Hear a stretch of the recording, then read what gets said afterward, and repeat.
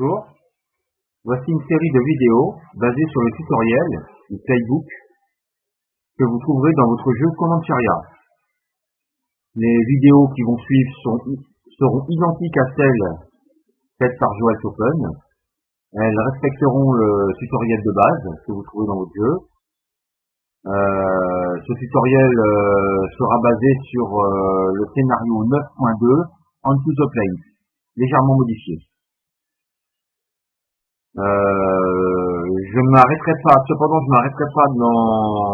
dans les vidéos pour vous indiquer les pauses à faire pour lire les sections dans la règle du jeu.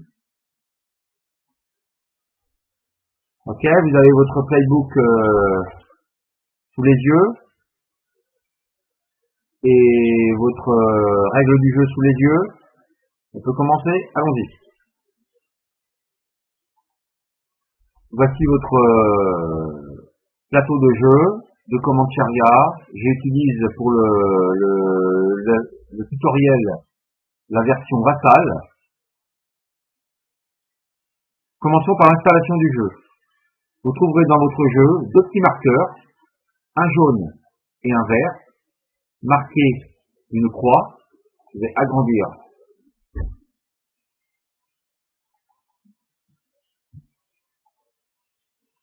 Sur lequel il y a marqué Enemy Space.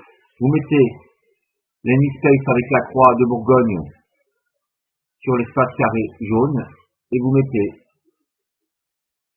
le pion carré sur lequel est marqué Enemy Space avec la croix de Bourgogne dans l'espace carré vert. Ce sont les deux ennemis coloniaux qui sont en jeu. Ensuite, vous trouverez deux planches dans votre jeu, deux planches de pions sur lesquelles il y a un point d'interrogation sur leur face opposée.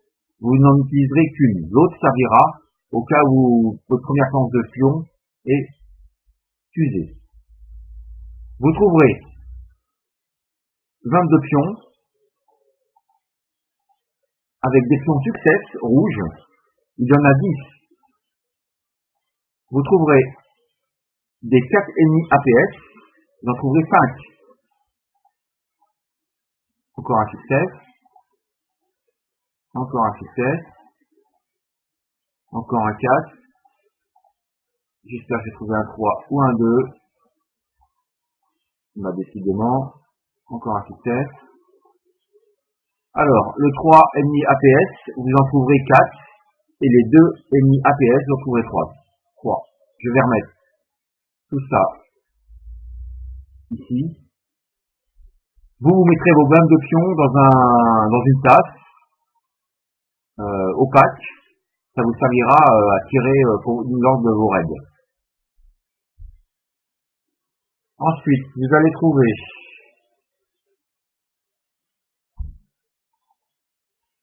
quatre pions sur lesquels est indiqué G War 6. Le jaune, le vert et le bleu, vous remettez ça dans votre zone out of play. Le pion G War 6, vous le mettez dans cet espace ici. Juste en dessous, on va grandir un petit peu, juste en dessous de là où c'est marqué Start. D'accord? Ensuite, vous allez trouver deux pions, opération, rond, et passage of time. Vous les mettez sur l'espace Start. Le pion opération avancera d'une case à chaque fois que vous ferez une opération. Le pion passage of time, à chaque fois que vous ferez une opération, passage of time, il avancera d'une case. D'accord? Ensuite, vous trouverez 24 pions que vous allez disposer dans votre ennemi instruction display, votre tableau des instructions de l'ennemi, et votre IA, intelligence artificielle du jeu. Vous trouverez des pions gris, bleu, vert et jaune. Les gris, vous les mettez dans la colonne grise, en commençant par le A, puis le B, le C, le D, le E et le F. Vous faites pareil pour les pions bleus dans la colonne bleue. Vous faites pareil pour les pions verts et les pions jaunes. Les rancherias, qui sont vos tribus de Comanche. Vous trouverez pour chaque rancheria, donc il y a ici la rancheria numéro A, la B, la C, la D et la E. Vous trouverez pour chacune d'elles un pion hexagonal. Voilà, pour la B ici. Pour la A, vous mettrez le pion hexagonal A de la rancheria dans le paire Arkansas 1. Ce territoire est composé de 6 espaces ronds. 1, 2, 3, 4, 5, 6. Vous mettez pour le but de ce scénario la rancheria A dans Upper Arkansas 1. Je me répète. Ensuite, vous allez trouver des pions tribus. Il y a ici un pion tribu avec une forme d'un dessinée. Vous les mettrez selon ce qui est indiqué dans votre scénario, ici en Upper Arkansas 4 et 5. Donc je vais aller dans le playbook. Voilà. En Upper Arkansas 4 et 5, vous mettrez un pion tribu. Llano Estacado 2 et 6. Rio Grande 4, 2, 5 et 6. Brazos Colorado 2 et 4. Red River 1, 2, 3 et 5. Et Lower Arkansas 1, 2 et 3. Vous mettez un pion tribu. Tous les espaces vides qui restent sont complétés avec un pion bison.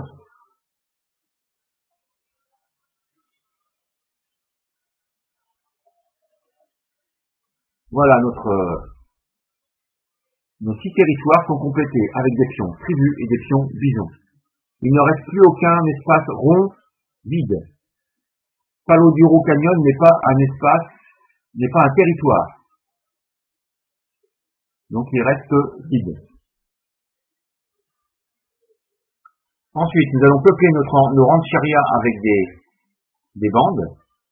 Donc votre rancheria A que vous avez installée en Upper Arkansas 1, vous allez la compléter. Là, ça correspond à votre rancheria A avec des pions bandes. Vous trouvez 3 bandes de force 2. Voilà, je vais mettre sur votre côté. 3 bandes de force 2, vous le mettez dans votre zone de ressources de la rancheria A. La force, elle est à gauche en jaune, 2. Vous trouvez 4 chevaux, vous mettez 4 chevaux, 4 pions chevaux qui correspondent à des groupes de chevaux dans votre zone de ressources A. Vous trouvez 2 pions Maïmania. Attention, il y en a un qui est en rouge foncé, l'autre qui est en rouge clair. Le rouge foncé, vous le mettez ici, ça correspond à votre chef de guerre. Celui-ci, lors du déplacement sur le territoire, se déplacera éventuellement avec vos tribus. C'est un chef de guerre. Il vous donnera quelques avantages. Vous trouverez un pion Maïmania sur lequel il y a marqué médecine. A, vous le mettez dans la partie 2 ici, dans cette rangée. Rangée ici Maïmania, colonne 2. Vous avez un pion qui correspond à votre chef de civil, un ancien, et sur lequel il y a marqué Paraibo sur notre face. Vous le mettez sur la colonne 2 et cette rangée Paraibo ici. Donc tous les deux ont un taux en médecine de 2.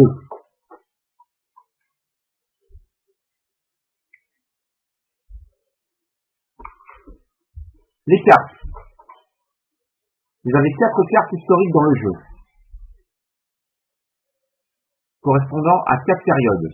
La carte historique H1, tout en bas à droite, il y a marqué H1, dans le carré noir, correspond à la période historique 1700-1749. C'est celle que vous allez utiliser. Attention, les 4 cartes historiques sont recto-verso. Sur le verso de cette carte historique, il y a indiqué sommairement l'installation, le setup du jeu pour le premier scénario. D'accord? Là, nous utilisons la H1 et nous mettons dans History Card, ici, dans cet emplacement.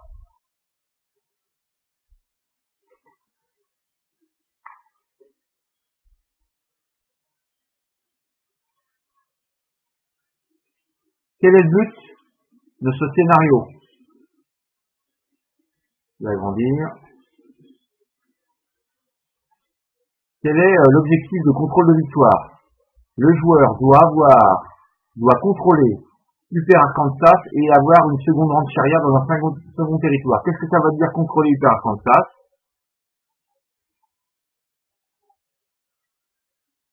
Upper Arkansas est composé de 6 espaces ronds. Pour l'instant, 2 tribus contrôlent 2 espaces. Et pour contrôler Upper Arkansas, ma rancheria doit éliminer ces 2 tribus pour avoir le contrôle de ce territoire en entier. Et en second, avoir une seconde rancheria dans un autre territoire. Donc il y a 5 autres territoires. Il y a 6 territoires dans le jeu.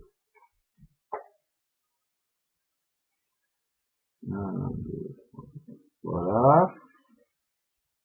Revenons aux cartes. Vous avez des cartes de développement. Vous avez 4 sets. Vous avez un premier set sur lequel sur le recto il y a marqué 1. Vous prenez les 21 cartes de développement 1 et vous les mettez dans cette zone-là. Développement carte deck. Le scénario nous indique qu'il faut prendre les cartes 1, 2 et 3 et vous le mettez dans cette zone-là. Peu importe l'ordre dans lequel sont ces 3 cartes-là. Donc il y a Apache War, guerre Apache, une alliance avec les Hutis et succession guerre en Espagne. War of Spanish Succession. Ici. D'accord?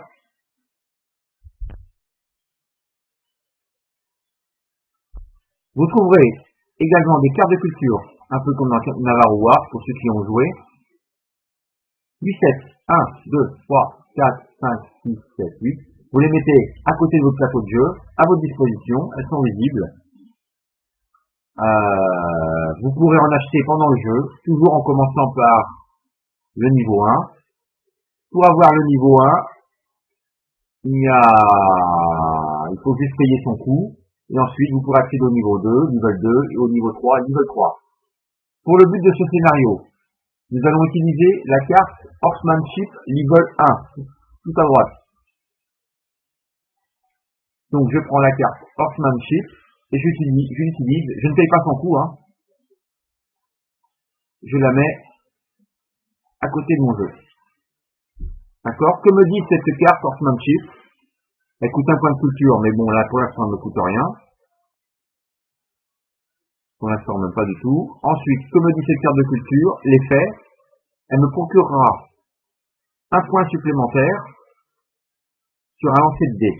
Avec un D6, si je fais un 4, elle me permettra d'avoir un 5. À condition que ma bande possède un cheval. Plus 1 battle DRM for command band in possession of a horse's counter. Ok? Maintenant, nous allons commencer à jouer. Et pour jouer, nous devons suivre la séquence de jeu. Alors, vous prenez votre règle du jeu, page numéro 9, et vous avez page numéro 9, la séquence de jeu. D'accord? Nous commençons par la phase de colonne de guerre. Comme vous le voyez, il n'y a pas de colonne de guerre sur vos territoires. Donc, il n'y a pas de carte de colonne de guerre, de carte war event, d'événements de guerre sur le plateau de jeu. Et également, il n'y a pas de colonne de guerre, donc on termine cette procédure. La procédure n'est pas suivie. Donc vous allez directement à la phase de sélection d'une opération. Vous avez 4 B, C, D et E opérations disponibles. Il y a une opération qui est éventuellement obligatoire si vous n'avez aucun pion bande en jeu ou si votre pion opération est dans l'espace must du passage of time, ce qui n'est pas le cas. Pour l'instant, nous allons suivre une de ces 4 faire une de ces 4 actions. Pour ce tutoriel, nous allons prendre Take Actions.